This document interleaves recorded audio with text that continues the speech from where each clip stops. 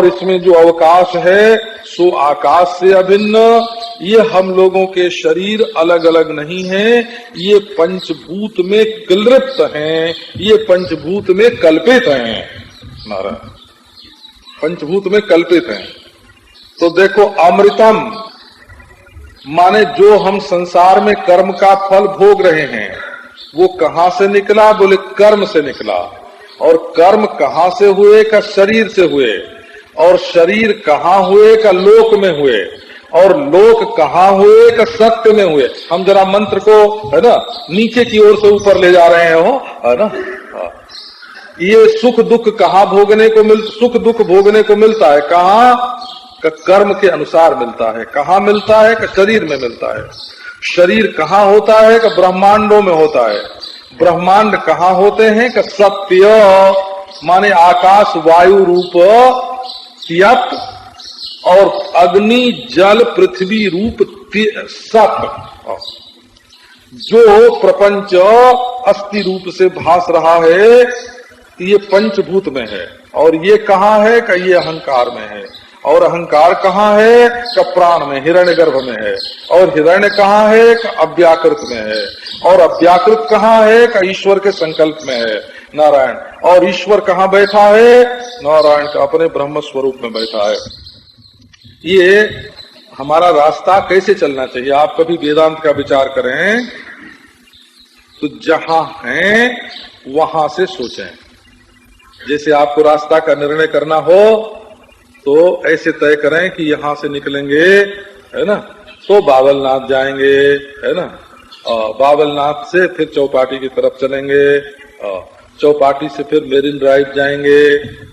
आप ऐसे तो तब सोच सकते हैं कि नरीमान पॉइंट से चलेंगे तो मेरिन ड्राइव आवेंगे और वहां से चौपाटी आवेंगे और चौपाटी से बावलनाथ, चौपाटी से भारतीय विद्या भवन आवेंगे और भारतीय विद्या भवन से लेडी नार्थ कोट आवेंगे। ये तो आप तब सोच सकते हैं जब रास्ता आपका देखा हुआ हो। और यदि आपका रास्ता देखा हुआ न हो तो आपको यूं जानना पड़ेगा यहाँ से बावलनाथ, बावलनाथ से चौपाटी, चौपाटी से मेरिन ड्राइव, मेरिन ड्राइव से नरीमान पॉइंट। जाने के लिए जहां हम होते हैं वहां से रास्ता होता है। और रास्ता देखा हुआ हो, है ना, तो जहां पहुंचना है वहां से भी रास्ते का आप विचार कर सकते हैं। तो आपको ब्रह्म तक जब जाना है तो जहां आप हैं वहां से शुरू कीजिए, वहां से शुरू कीजिए। तो ये जो देह है ना, ये पृथ्वी आदि पंचभूत में, एक महात्मा की बात मैं आपको सुनाता हूँ। नारायण, ऐसा बढ़िया महात्मा था। महात्मा भी कई तरह के होते हैं, वो मजेदार। ये जो शास्त्रों के बहुत पंडित होते हैं तो उनको पंक्ति पद पदार्थ मालूम होता है, परंतु स्वयं यदि उन्होंने सत्संग नहीं किया है और बैठ के मनन निधिध्यासन नहीं किया है तो वो पद पाठ सुना देंगे, वस्तु की पहचान नहीं है उनको, ना। काशी के बड़े बड़े पंडित, है ना, जो कहते हैं कि हम ऐसी कोई शास्त्र में पंक्ति ही नहीं है जिसका अर्थ हम न बता सकते हैं। उनको ऐसी ऐसी बात पर पंक्ति का अर्थ बता देते हैं पर उसका अभिप्राय क्या है वो समझ में नहीं आता है, बोला। अभिप्राय क्या है उसका? जब हम उनके सामने, नारायण, जब गौणी वृत्ति क्या होती है ना, गौणी वृत्ति क्या होती है, तो हम उनके सामने बोलते हैं कि अरे ये आदमी क्या है, शेर है ना, ऐसे बोलते ना। बोले ये क्या हुआ महाराज? तो ये गौणी वृत्ति हुई। शेर में जैसे शौर्य क्रौर्य आदि गुण होते हैं वो सब इस मनुष्य में विद्यमान हैं, तो शेर के गुण जो हैं वो आदमी में हैं, इसलिए हम बोलते हैं आदमी नहीं शेर है ना। इसका नाम गौणी वृत्ति हुआ। बोले महाराज क्या लक्षणावृत्ति क्या होती है? तो मैंने कहा 2 कौर खा लो, है ना। अब पंडित पूछता है ये लक्षणा कैसे हो गई? बोले कहने वाले का अभिप्राय यह है कि 2 कौर भी खाओ और 2 कौर सहित और भी खाओ, है ना। हमने तो संबंधी में भी है ना, अजहत लक्षणा हो गई ना, 2 कौर बिना छोड़े 10 कौर में लक्षणा हो गई, इसका नाम अजहत लक्षणा होता है। बोले महाराज बिच्छू डंक मार गया, ये क्या है, ये क्या बोले, अरे इसका नाम जात लक्षणा है। कैसे है ना, न बिच्छू है न डंक है, तादृश दुख में लक्षणा है, तत्संबंधी दुख में लक्षणा है, इसका नाम क्या हुआ, तो जात लक्षणा हो गया, है ना, ऐसे बोलते हैं। तो पंडित लोग जो है ना, काशी के पंडित लोग आश्चर्य करते हैं कि महाराज हम भी जहत लक्षणा अजहत लक्षणा जानते हैं, हम भी जहत लक्षणा अजहत लक्षणा जानते हैं, पर ऐसे तो हमको हमारी समझ में नहीं आता है कि भाई हम ध्यान करके देखते हैं कि ये लक्षणा कैसे होती है ना। तो एक महात्मा के पास गए, तो ऐसा मजेदार महात्मा था, ज्यादातर रहता तो नंगा था, शरीर में कभी कभी कंबल लपेट ले, और सिवा ईश्वर के दूसरी बात मुंह से नहीं बोलता था। यदि दूसरी कोई बात उससे जाके कोई करे तो उसको भी वो ईश्वर परक बना देता था। जैसे किसी ने कहा कि हमारा लड़का स्कूल में गया है, तो बोले भैया अपने लड़के को इस स्कूल में ले आ, है ना, इस स्कूल में ले आ, उस स्कूल में मत जाने दे, बोला, है ना, ऐसे बोलते थे हो, अपने लड़के को इस स्कूल में ले आ, उस स्कूल में मत जाने दे।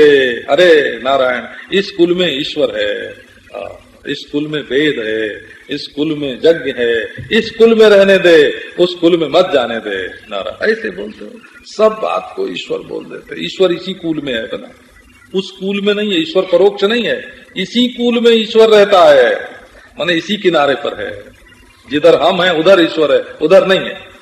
ईश्वर छोड़ के दूसरे की बात न करे। मैं गया उसके पास, नारायण, अब वो नाटा नाटा महात्मा, बड़ा सीधा साधा हो,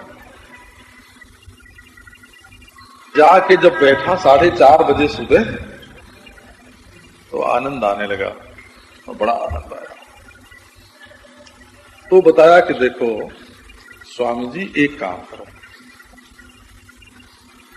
तुम अपने मन से केवल धरती नाम की चीज को निकाल दो, धरती नाम की चीज निकाल दो। बोले इससे क्या होगा महाराज? देखो धरती अगर नहीं रहेगी तो मकान रहेंगे, अच्छा पेड़ पौधे रहेंगे, अच्छा धरती नहीं रहेगी तो ये जो हमारा शरीर है ना, इसमें हड्डी मांस चाम रहेगा। कहो कि दुनिया में धरती नाम की कोई चीज नहीं, सब पानी में मिल गई, गल गई धरती, मिल गई धरती, कहां मिल गई? पानी में, अपने कारण में। तो क्या होगा? बोले देखो जल ही जल, जल ही जल, जल ही जल, ऐसा आनंद आएगा। अपना शरीर नहीं दिखेगा, हो दूसरों का भी शरीर नहीं, और मकान नहीं, बंबई नहीं, है ना, धरती नहीं, भारतवर्ष नहीं, ब्रह्मांड में पृथिव्यंश नहीं है, जल में लीन हो गया, जल ही जल, ग्रह नक्षत्र सितारे वो झिलमिल झिलमिल झिलमिल पानी में झिलमिला रहे हैं और आसमान में चमक रहे हैं। नारायण, ये धरती देखो ना, जिस शरीर में हमारा अहंकार है, किसी शरीर में राग है, किसी में द्वेष है, किसी में मोह है, किसी पर क्रोध है ना, ये काम क्रोध लोभ मोह के जो विषय हैं, वो धरती न रहने पर कोई रहे नहीं, है ना। आज की स्मृति चली गई और कल्पना चली गई। देखो ये ईश्वर को ढूंढने का मार्ग है। कैसे मार्ग है? लय हुआ ना, ये लय चिंतन हुआ हो, सब व्यक्तियों को, चाहे पशु हो, पक्षी हो, मनुष्य हो, है ना, स्त्री हो, पुरुष हो, हिंदू हो, मुसलमान हो, है ना, कोई भी हो, व्यक्ति और जाति को धरती में लीन कर दो, और धरती को जल में, और जल को अग्नि में, और अग्नि को वायु में, और वायु को आकाश में, आकाश को अहंकार में, और अहंकार को हिरण्यगर्भ में, और हिरण्यगर्भ को ईश्वर के संकल्प में, अव्याकृत में, और अव्याकृत को ईश्वर के संकल्प में, और एक संकल्पवान ईश्वर है? और इधर का एक अंतःकरणवान तुम हो, दृष्टा तुम हो, है ना। तो नारायण अव्याकृत को अपने संकल्प में लेकर के उस संकल्प का दृष्टा ईश्वर नारायण, और दृष्टि को लेकर के तुम दृष्टा, अब एक बार महाराज क्या करो कि ईश्वर में से संकल्प को हटा दो, है ना, तो देखो क्या होगा। उसमें सर्वज्ञता है, ये ठीक, और तुम में अल्पज्ञता है, ठीक। कैसे? संकल्प के संबंध से, है ना। वो सर्वशक्तिमान है, तुम अल्प शक्तिमान हो, है ना। उसका घेरा समष्टि है, बड़ा है, और तुम्हारा घेरा देह है, छोटा है। लेकिन ये सारे देह में को देह गेह को अपने कारण में लीन करके जैसे तुम्हारे संकल्प में स्वप्न होता है, वैसे ईश्वर के संकल्प में ये सारी सृष्टि है? और जैसे तुम अपने स्वप्न के दृष्टा, वैसे ईश्वर अपने भीतर होने वाले स्वप्न का दृष्टा, और उपाधि को अलग करते ही जो इस अंतःकरण में दृष्टा, छोटे अंतःकरण में जो दृष्टा, वही विशाल संकल्प का दृष्टा। तो तत्वमसी महावाक्य जो है यही सर्वज्ञ और अल्पज्ञ के भेद को मिटाता है। यदि आप इस ढंग से विचार नहीं करोगे तो क्या दोष आवेगा कि आप दृश्य से न्यारे दृष्टा तो अपने को समझ लोगे, है ना, लेकिन ये सृष्टि क्या है, ये दृश्य क्या है, ये आपकी समझ में नहीं आवेगा। तो दृश्य को लीन करते चलो और ईश्वर में लीन करो। तो ईश्वर से ये सृष्टि कैसे पैदा हुई, जब ये बात समझ में आवेगी नारायण, तब उसमें लीन करने की प्रक्रिया समझ में आ जाएगी, है? तो ईश्वर से ये सृष्टि कैसे प्रकट हुई, ये बात ये मंत्र बता रहा है। क्यों? कि तत्वमस्यादि महावाक्य में से तत्पद का अर्थ समझाने के लिए। तपसा चीयते ब्रह्मो ततोन्नम अभिजायते। ब्रह्म माने परमेश्वर, बना। तपसा आलोचनात्मकेन ज्ञानेन चीयते उपचीयते। ईश्वर के मन में ज्ञान उदय होता है। एक देखो आपको और बताना, ईश्वर के मन में भूत की स्मृति नहीं होती, और ईश्वर के मन में भविष्य की कल्पना भी नहीं होती। वो जो श्रुति में वर्णन है ना कि यथा पूर्वम अकल्पयत, यथा पूर्वम, वो हिरण्यगर्भ के स्मरण का वर्णन है। हिरण्यगर्भ समवर्तताग्रे भूतस्य जातः पतिरेकासीत् सौदाधार पृथ्वीं द्यामुते माम कस्मै देवायो हविषा विदेम। हिरण्यगर्भ गर्भस्थो। ये तो अब आप देखो तो परब्रह्म परमात्मा से ये सृष्टि कैसे हुई? बोले कि जब परमात्मा ने ये देखा कि मैं तो सृष्टि बनाने का, इस पर ख्याल गया कि सृष्टि बनाने का मैं बड़ा जानकार, कैसी कैसी सृष्टि मैं बनाता हूँ। ये काल जो है ना, काल वो भी ईश्वर के संकल्प में ही निवास करता है। कैसी कैसी सृष्टि मैं बनाता हूँ तो ईश्वर जरा खुश हुआ हो। तो जैसे हमारे बेटा होने वाला है ना, इस ख्याल से बाप फूल जाता है ना, बाप को खुशी होती है कि बेटा होने वाला है। माँ के पेट में जब बच्चा आता है तब माँ फूल जाती है? अच्छा, और बीज जो सूखा पड़ा था जब थोड़ा गीला होता है ना तो बढ़ जाता है, मोटा हो जाता है। आप कभी चने को पानी में डालते हैं तो फूल जाता है कि नहीं, और उसके बाद क्या होता है, अंकुर निकलता है। तो जड़ की दृष्टि से देखो तो जैसे मूंग, जौ, गेहूं, चना जब पानी में भिगोते हैं तब वो फूलता है, पहले फूलता है और फिर उसमें से अंकुर निकलता है। और जब आदमी के बेटा होने वाला होता है तो वो भीतर ही भीतर खुश होता है, वो फूलता है ना। तो इसी प्रकार परब्रह्म परमात्मा जो है वो जब सृष्टि करनी होती है तो उत्पत्ति विधिज्ञ होने के कारण वो ब्रह्म जो है वो चीयते, जरा फूल जाता है, चित हो जाता है। चित संचित, जो उसमें बीज संचित है वो जरा अंकुर की ओर अग्रसर होता है। माने जगत की उत्पत्ति करने का संकल्प उदय होने पर बीज जो है वो उच्छून हो जाता है। उच्छून माने फूल जाता है। जैसे पुत्र के जन्म से पिता को हर्ष होता है और वो फूल जाता है। अब इसके बाद क्या होता है? ततोन्नम अभिजायते। उसके बाद अन्न।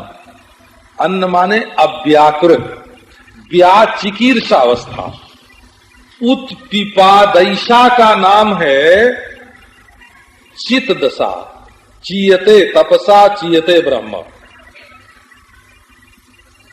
माने जब पैदा करने की इच्छा है तब उसको बोलते हैं कि फूल गया।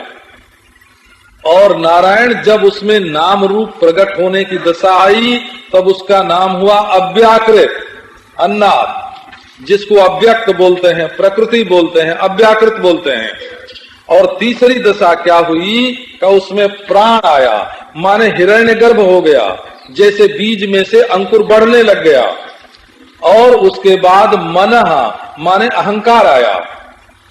अब फिर से इस श्लोक का अर्थ सुनाएंगे आपको। अन्न माने अव्याकृत प्रकृति, प्राण माने हिरण्यगर्भ, मन माने अहंकार, सत्य माने पंचभूत। अव्याकृत प्रकृति से प्राण माने हिरण्यगर्भ प्रकट हुआ, हिरण्यगर्भ से अहंकार प्रकट हुआ और अहंकार से पंचभूत प्रकट हुए और पंचभूत से फिर अनंत कोटि ब्रह्मांड प्रकट हुए और ब्रह्मांडों में फिर कर्म हुआ और कर्मसु निमित्तेषु सत्सु अमृताम। जब कर्म प्रकट हुए तब उनसे ऐसा फल पैदा हुआ जो भोगे बिना नष्ट न होए। अमृत शब्द का अर्थ है जो बिना भोगे नष्ट न होए, उसका नाम अमृत। ये सृष्टि कैसे बनी ये समझा रहे हैं। तो समझो कि संसार में अमृत सुख दुख देखने में आता है, बिना भोगे उससे छुट्टी नहीं मिलती। उसके भीतर मनुष्य देखने में आता है, मनुष्य ब्रह्मांडों में रहता है, ब्रह्मांड पंचभूतों में रहते हैं, पंचभूत अहंकार में रहता है, अहंकार हिरण्यगर्भ में रहता है। महत्तत्वोपाधिक चैतन्य को हिरण्यगर्भ बोलते हैं। और अव्याकृत जो है, अव्याकृत वो सब कहाँ रहते हैं? अव्याकृत में। और अव्याकृत कहाँ रहता है? ईश्वर के संकल्प में। इसका मतलब है कि जैसे हम कोई संकल्प करते हैं ना, तो कहाँ रहता है? हमारे अंदर रहता है। इसी प्रकार ईश्वर में जब सृष्टि का संकल्प उदय होता है तो संपूर्ण अब ईश्वर में संकल्प, सारे ईश्वर में संकल्प नहीं, ईश्वर के एक स्थान में, जैसे हृदय में संकल्प होता है, ऐसे संपूर्ण ईश्वर में संकल्प नहीं, उसके एक हृदय में संकल्प। और उस हृदय के संकल्प में अव्याकृत प्रकृति और अव्याकृत में हिरण्यगर्भ, महत्तत्वोपाधिक चैतन्य को हिरण्यगर्भ बोलते हैं। और उसमें अहंकारोपाधिक चैतन्य, उसमें ब्रह्मा विष्णु महेश रहते हैं। और नारायण ये ब्रह्मा विष्णु महेश नहीं, समष्टि के ब्रह्मा विष्णु महेश, एक ब्रह्मांड वाले नहीं। और फिर उससे पंचभूत पैदा होता है, पंचभूत से ब्रह्मांड पैदा होते हैं, ब्रह्मांड में लोक पैदा होते हैं, मनुष्य पैदा होते हैं, मनुष्यों के अंतःकरण में कर्म का संस्कार होता है और उसके अनुसार सुख दुख की प्राप्ति होती है। अब आपको नारायण कहो, जब ये देखना हो कि जिस देह का मैं दृष्टा बना, फिर एक बार लौट चलो, अन्नमय, प्राणमय, मनोमय, विज्ञानमय, आनंदमय के तो आप तो हो गए दृष्टा, और वो पट्टे आनंदमय, विज्ञानमय, मनोमय, प्राणमय, अन्नमय, उनका क्या हुआ? बोले वो सब के सब गए व्यक्ति में, है ना। और व्यक्ति गया पंचभूत में, और पंचभूत जो है वो गया अहंकार में, अहंकार गया हिरण्यगर्भ में, और हिरण्यगर्भ गया अव्याकृत में, और अव्याकृत गया ईश्वर के संकल्प में, और संकल्प गया ईश्वर में। ईश्वर के सिवाय दूसरी कोई वस्तु नहीं, और तुम इधर दृष्टा और उधर ईश्वर चेतन दृष्टा नारायण। तो उपाधि हटा देने पर चैतन्य चैतन्य एक हो गया। अब चैतन्य चैतन्य जब एक हो गया तब उपाधि क्या हो गई, है ना। तो अनंत में, अखंड में, अद्वितीय में, देश काल वस्तु से रहित में वो उपाधि जो है वो मिथ्या हो गई, बाधित हो गई। अब तब का एक अखंड प्रत्यगात्मा ब्रह्म का यही शेष रहा। तो ये प्रक्रिया जो तत्वमसि महावाक्य है उसका अर्थ समझाने के लिए समझो कि तत्पद का अर्थ समझाने के लिए ये तपसा चीयते ब्रह्म ये श्रुति चल रही है। और यही बात अगले मंत्र में भी कही गई है, जब सर्वज्ञ सर्ववेद यस्य ज्ञानमयम तपः तस्मादे तद ब्रह्म नाम रूपम अन्नम च जायते। अब ये मंत्र कल सुनाएंगे। ओम शांति।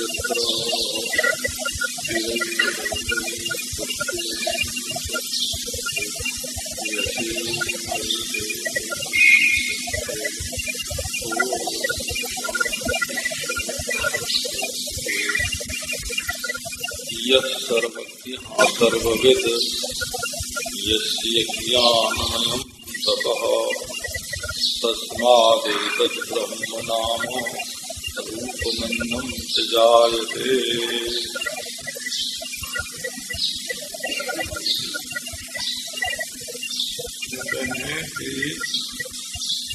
जो सर्वज्ञ है, सर्वविद है, जिसका तप ज्ञानमय उसी से यह ब्रह्म अर्थात हिरण्यगर्भ नाम रूप और अव्याकृत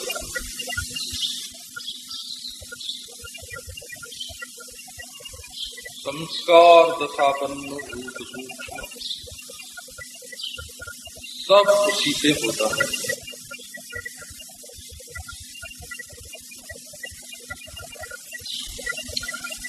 परमेश्वर सर्वज्ञ है, सर्वविद है। देखो इसको ऐसे देखो,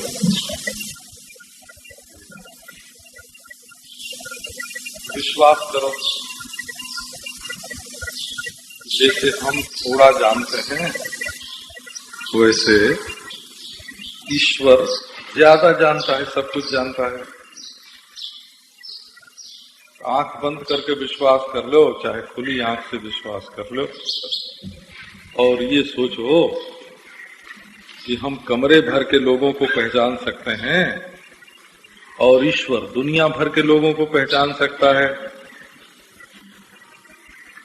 तो इसका नाम सर्वज्ञ हुआ। और दूसरी बात इसमें यह है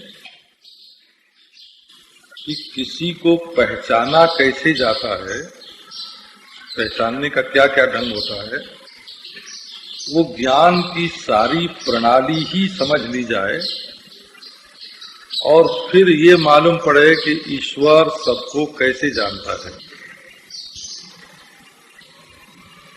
अच्छा देखो, एक आदमी घड़े को जानता है और तुम किसी से उसका परिचय देते हो कि ये आदमी घड़े को भली भांति जानता है, तो इसका मतलब क्या हुआ कि तुम घड़े को भी जानते हो और घड़ा जानने वाले को भी जानते हो। अगर ये दोनों बात नहीं होगी तो तुम घड़ा जानने वाले का परिचय कैसे दोगे? तो ईश्वर सबको जानता है। अगर ये बात समझना है तो ईश्वर जो जानता है उसको भी जानना पड़ेगा और ईश्वर को भी जानना पड़ेगा। और ईश्वर का ज्ञान अगर एकल होगा तो तुम्हारा ज्ञान जो है वो डबल होगा, द्विबल होगा तुम्हारा ज्ञान। अगर ईश्वर का ज्ञान एकल होगा तो तुम्हारा ज्ञान द्विबल होगा। तो थोड़ी ज्ञान की प्रणाली पर एक नजर डालें। जैसे हम घड़ी देखते हैं, ये बल्ब यहाँ जल रहा है, इसको देखते हैं, लाउड स्पीकर देखते हैं, किताब देखते हैं, फूल देखते हैं, ये अमरूद है, केला है, फल देखते हैं। तो देखो, इस केले में, किताब में, घड़ी में भी एक मंडल है भला, और हमारी आंख में भी एक मंडल है। अभी मैं वहां ठाकुर जी का दर्शन करने के लिए गया, तो नीचे कोई चीज खाली रखी थी, उसमें थोड़ा थोड़ा पानी था। तो जो ऊपर बल्ब जल रहे हैं ना, इनकी रोशनी वो थाली में पड़े पानी में दिख रही थी। अभी देखो, यहां से हमको चित्र दिख रहा है, तो एक तो बल्ब जल रहा है और एक बल्ब जो है वो दिखते हुए चित्र में शीशे के भीतर मालूम पड़ रहा है। वहां भी रोशनी है, शीशे में भी रोशनी है और बल्ब में भी रोशनी है, ऐसा मालूम होता। लेकिन बल्ब अगर एक खास दूरी पर होता या चित्र उससे एक खास दूरी पर होता, तो न चित्र में बल्ब दिखता, न बल्ब की रोशनी फैल करके चित्र को छूती। तो जितने भी पदार्थ होते हैं वो स्वयंभू मंडल से प्रकट होते हैं, उसको स्वयंभू बोलते हैं। हो, स्वयंभू का नाम तो आपने बहुत सुना ही होगा। स्वयं भवती इति स्वयंभू, वो स्वयं भवनशील है। और जो रोशनी है, आंख है ना, ये देखो, ये प्रकाश है, स्वयं प्रकाश है। तो दृष्टा चेतन में स्वयं प्रकाशता होती है, और दृश्य जो वस्तु है उसमें स्वयंभूपना होता है। सत्ता जो है वो दृश्य में सर्वत्र अनुगत होती है, और चेतन जो है वो प्रत्येकम सबके भीतर दृष्टा के रूप से मौजूद है, देख रहा है।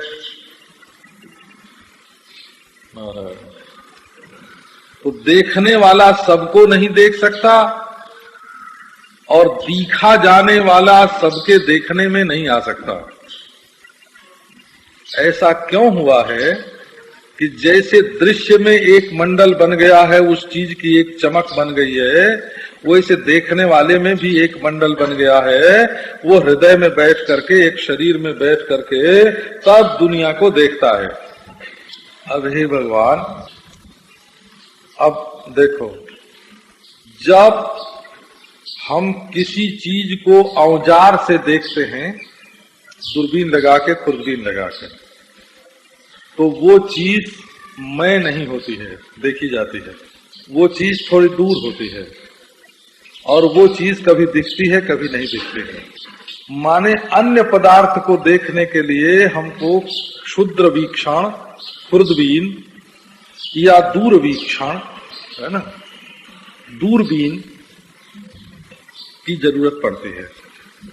और अगर देखने वाले को ही देखना हो तो न दूरवीक्षण की जरूरत है, न क्षुद्र वीक्षण की जरूरत है, न आंख की जरूरत है, न नाक की, न जीव की।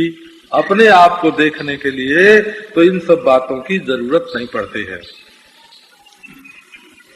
दूसरे को देखना हो तब करण की जरूरत पड़ती है। करण माने औजार, है ना, कर्म करने का साधन, दर्शन का साधन, उसको करण बोलते हैं, औजार बोलते हैं। क्रियते अनेन इति करणम, जिससे अपना काम पूरा किया जाता है उसका नाम करण होता है। अब देखो, हम लोगों को जितनी भी चीज मालूम पड़ती है देहधारी को, वो करण से मालूम पड़ती है। करण से क्यों मालूम पड़ती है? कि हम देहाभिमानी बन के बैठे हैं। अभी हमारे दाहिने हो गया दक्षिण, और हमारे बाएं हो गया उत्तर, सामने हो गया पूरब, और पीछे हो गया पश्चिम। क्योंकि हम इस सिंहासन पर एक केंद्र बना करके बैठे हैं शरीर के रूप में। अब यदि ये हमारा केंद्र न हो देखने के लिए, ईश्वर के ज्ञान की तरफ ध्यान दो, है ना, ईश्वर दुनिया के बीच में किसी सिंहासन पर बैठ करके और कोई शरीरधारी बन करके बैठ करके यदि दुनिया को देखे तो ईश्वर के लिए पूरब भी होगा, पश्चिम भी होगा, उत्तर भी होगा और दक्षिण भी होगा, ऊपर भी होगा और नीचे भी होगा। लेकिन यदि ईश्वर अपने दर्शन के लिए शरीर न धारण करे और किसी सिंहासन पर न बैठे, तो ईश्वर से बाहर कोई पूरब होगा, कोई पश्चिम होगा, कोई ऊपर होगा, कोई दक्षिण होगा, होगा ही नहीं। ईश्वर के भीतर पूरब, पश्चिम, उत्तर, दक्षिण, भूत, भविष्य, धरती, आकाश का भेद ही नहीं होगा ईश्वर के ज्ञान में, क्योंकि वो देहाभिमानी होकर के प्रपंच को नहीं देखता है, वो सिंहासन पर बैठ के नहीं देखता है। वो संपूर्ण जगत का उपादान है, वो अविनाशी है। सृष्टि पैदा होती है और मर जाती है, वो ज्यों का त्यों रहता है ना। सृष्टि प्रकट हुई और लुप्त हुई और वो ज्यों का त्यों बना हुआ है ना। सृष्टि थोड़ी दूर में दिखी और बाकी दूर में नहीं दिखी, और परमात्मा तो सर्व दूर में है। देरी जो होती है वो देहधारी के लिए होती है, देरी माने समय, और दूरी जो होती है, स्थान जो होता है, वो देहधारी के लिए होता है, और अन्य जो होता है वो देहधारी के लिए होता है। पूरा पश्चिम, उत्तर, दक्षिण, आज काल, है ना, मैं तुम, ये सारा भेद देहधारी में होता है। इसी से हम उस बात का पता लगाने में भूल कर बैठते हैं कि ईश्वर को भी ये दुनिया ऐसी दिखती होगी जैसी कि ये दुनिया हमको दिखती है। बोले हमको देखो ये लाल मालूम पड़ता है, ये काला। बोले क्यों? हम आंख से देखते हैं और सूरज की रोशनी में देखते हैं। लाल और पीले का भेद हमारे लिए है। क्यों है? क्योंकि हम सूरज की रोशनी में देखते हैं और आंख से देखते हैं। अब ईश्वर जो देखता है उसको आंख से देखने की तो जरूरत नहीं और सूरज की मदद लेने की जरूरत नहीं, इसलिए उसको काला और पीला नहीं दिखता है, वो पूरब और पश्चिम नहीं दिखता है, वो आगे और पीछे नहीं दिखता है।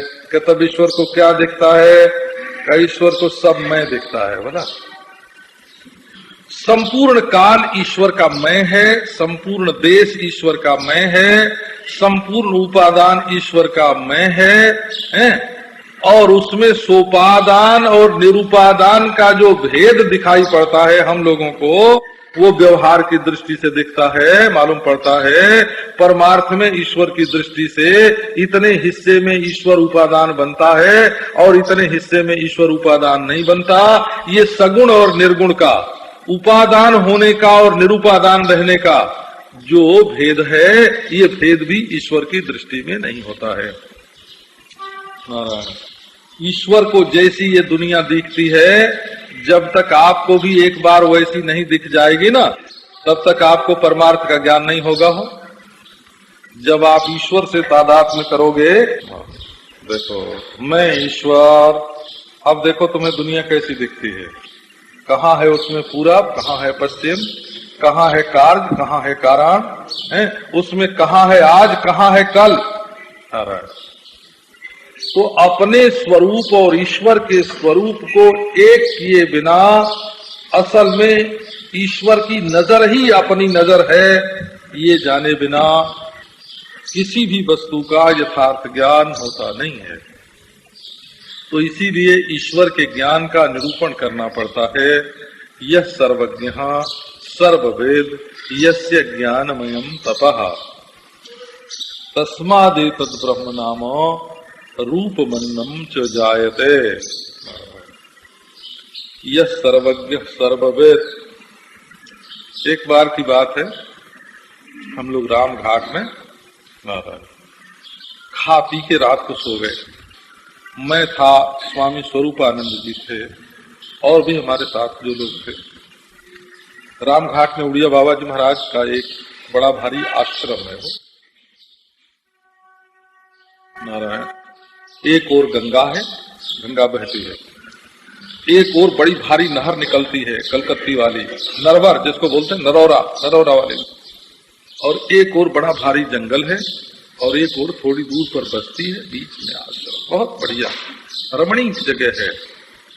हाँ, उस समय न वहां बिजली थी न नल, अब तो बिजली भी आ गई और नल भी आ गया बोला। अब तो नारायण,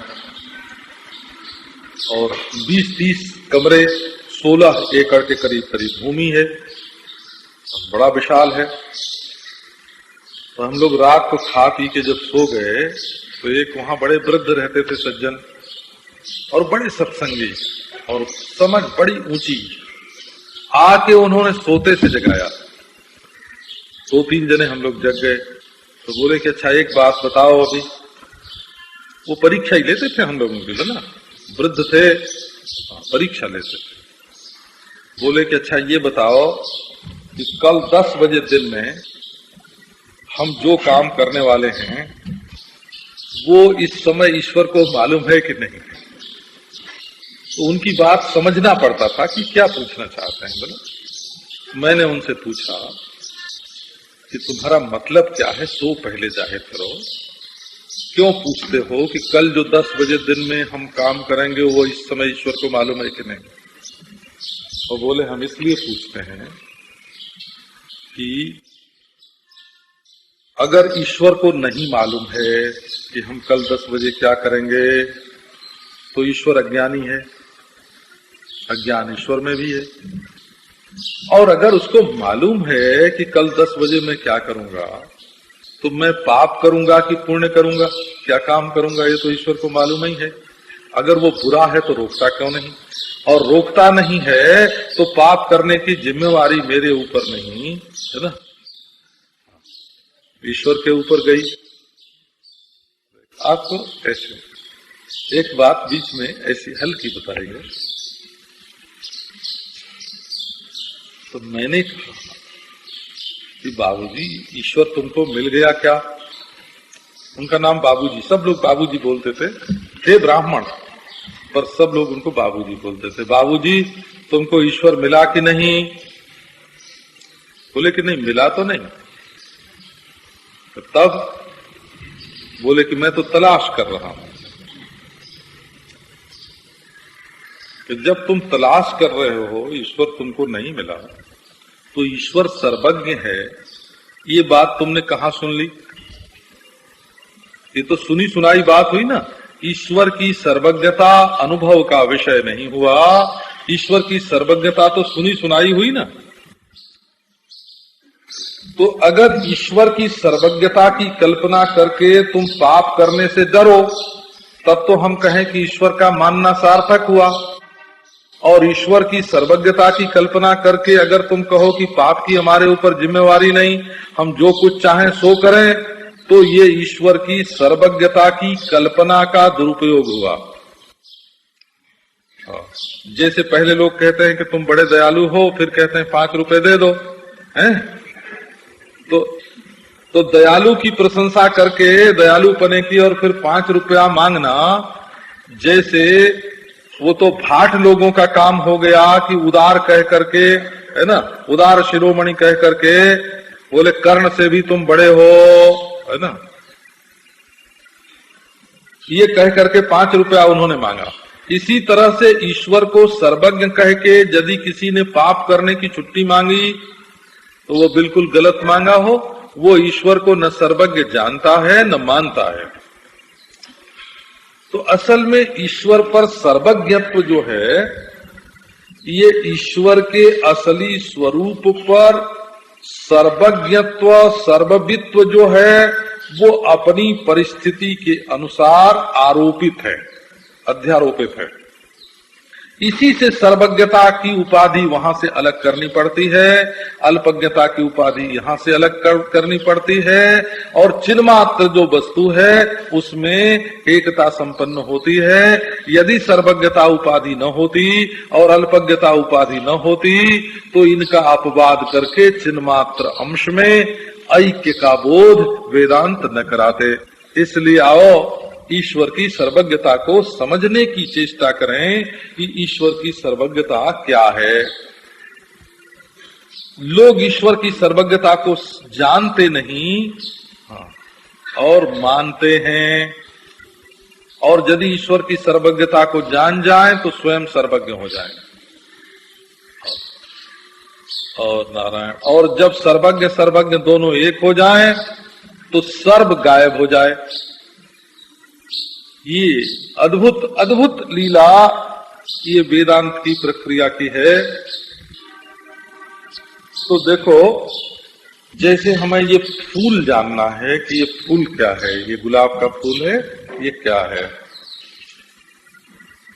तो गुलाब के फूल को मैं जानूंगा ना, और आंख से जानूंगा। तो ये प्रत्यक्ष ज्ञान जितना होता है संसार में, फूल का प्रत्यक्ष ज्ञान होता है, वो प्रत्यक्ष ज्ञान जितना होता है वो इंद्रियों के द्वारा ज्ञाता को होता है। इसकी गंध का ज्ञान, नारायण, अब अलग अलग देखो, इसकी गंध का ज्ञान हमको ही हो रहा है नाक के द्वारा, इसके रूप का ज्ञान हमको ही हो रहा है आंख के द्वारा, इसकी कोमलता का ज्ञान हमको ही हो रहा है त्वचा के द्वारा है, और इसमें जो कड़वाहट है उसका ज्ञान हमको ही हो रहा है जीभ के द्वारा है।